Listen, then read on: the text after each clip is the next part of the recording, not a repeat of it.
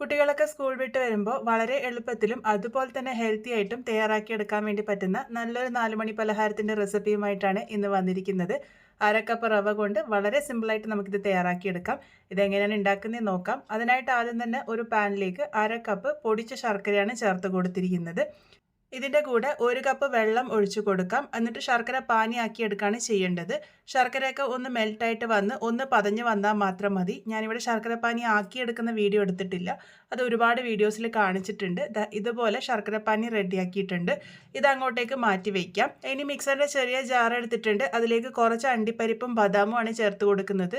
ഏകദേശം 12 എണ്ണം വെച്ചാണ് ഞാൻ എടുത്തിരിക്കുന്നത്.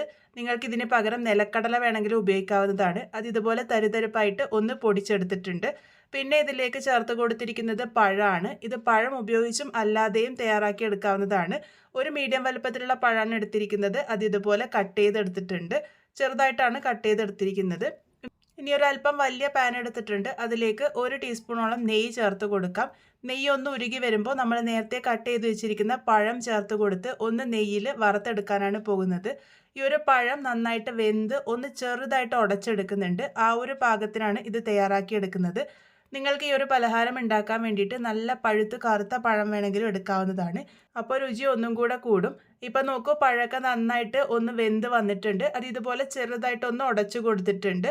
ഈ ഒരു പാകത്തിന് ചെറുതായിട്ട് മാത്രമേ ഞാനിപ്പോൾ ഇവിടെ ഉടച്ചു കൊടുക്കണുള്ളൂ. നമുക്ക് ഇടയ്ക്ക് ഇങ്ങനെ കടിക്കാൻ കിട്ടുമ്പോഴാണ് ഇതിൻ്റെ രുചി.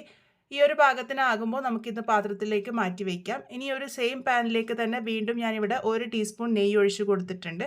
ഇനി ഇതിലേക്ക് അര കപ്പ് റവയാണ് ചേർത്ത് കൊടുത്തിരിക്കുന്നത്. സാധാരണ ഉപ്മാവൊക്കെ ഉണ്ടാക്കുന്ന ആ ഒരു റവയാണ് ഉപയോഗിച്ചിരിക്കുന്നത്. വറുക്കാത്ത റവയാണ് ഞാനിവിടെ എടുത്തിരിക്കുന്നത്. നിങ്ങൾക്ക് വറുത്തതോ വറക്കാത്തതോ ആയിട്ടുള്ള റവ ഉപയോഗിക്കാവുന്നതാണ്. ഇതാദ്യം നെയ്യിലൊന്ന് നന്നായിട്ട് തന്നെ വറുത്തെടുക്കാം. നിങ്ങൾ വറുത്ത റവയാണ് ഉപയോഗിക്കുന്നതെങ്കിലും അതൊന്ന് നെയ്യിൽ വറുത്തെടുക്കാൻ വേണ്ടിയിട്ട് ശ്രദ്ധിക്കുക.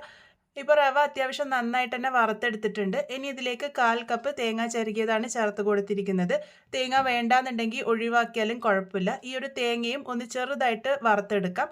കളറൊന്നും മാറേണ്ട ആവശ്യമില്ല. ഒന്ന് ആ ഒരു വെള്ളപ്പറ്റ് മാറിക്കിട്ടിയാൽ മാത്രം മതി. ഇപ്പോൾ ഇതെല്ലാം തന്നെ നന്നായിട്ട് വറുത്തെടുത്തിട്ടുണ്ട്. ഇനി ഇതിലേക്ക് നമ്മൾ നേരത്തെ പൊടിച്ച് വെച്ചിരിക്കുന്ന ആ ഒരു അണ്ടിപ്പരിപ്പ് ബദാമിൻ്റെ ആ ഒരു മിക്സും കൂടെ മുഴുവനായിട്ടും തന്നെ ഇട്ട് കൊടുക്കാം. അതിനുശേഷം ഇതൊന്ന് യോജിപ്പിച്ചെടുക്കാം. ഒരുപാട് നേരം വറക്കേണ്ട ആവശ്യമില്ല. ഒന്ന് ചെറുതായിട്ട് വറുത്തെടുത്താൽ മാത്രം മതി.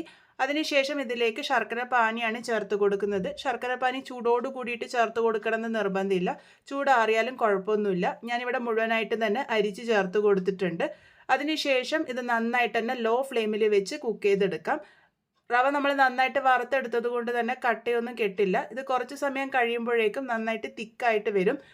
ഇതുപോലെ നന്നായിട്ട് കട്ടിയായിട്ട് വന്നതിന് ശേഷം നമ്മൾ നേരത്തെ നെയ്യിൽ വഴറ്റി വെച്ചിരിക്കുന്ന ആ ഒരു പഴം കൂടെ ഇതിലേക്ക് ചേർത്ത് കൊടുക്കാം. അതിനുശേഷം നന്നായിട്ട് തന്നെ ഒന്ന് മിക്സ് ചെയ്തെടുക്കാം. ഇതിങ്ങനെ മിക്സ് ചെയ്തെടുത്തിട്ട് നമുക്ക് ഫ്ലെയിം ഒന്ന് ഓഫാക്കാം. ഇനി ഇതിലേക്ക് ഏറ്റവും അവസാനമായിട്ട് ഏകദേശം 1/2 ടീസ്പൂണോളം ഏലക്കാപ്പൊടി ചേർത്ത് കൊടുത്തിട്ടുണ്ട്. നിങ്ങൾക്കിതിലേക്ക് ജീരകത്തിൻ്റെ പൊടിയും അതുപോലെ തന്നെ ചുക്കിൻ്റെ പൊടിയൊക്കെ ചേർത്ത് കൊടുക്കാവുന്നതാണ്.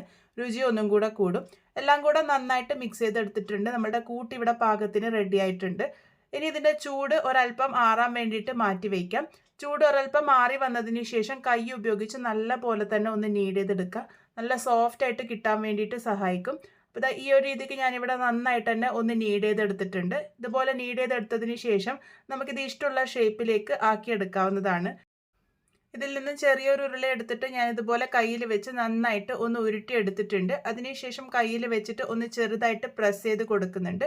ഈ ഒരു രീതിക്കാണ് ഷേപ്പ് ചെയ്തെടുക്കുന്നത്. നിങ്ങൾക്ക് ഈ ഒരു ഷേപ്പ് തന്നെ ഉണ്ടാക്കണം എന്നില്ല. ഇഷ്ടമുള്ള ഏത് ഷേപ്പ് വേണമെങ്കിലും കൊടുക്കാവുന്നതാണ്. ഇതുപോലെ തന്നെ ബാക്കിയുള്ളതൊക്കെ റെഡിയാക്കി എടുത്തിട്ടുണ്ട്.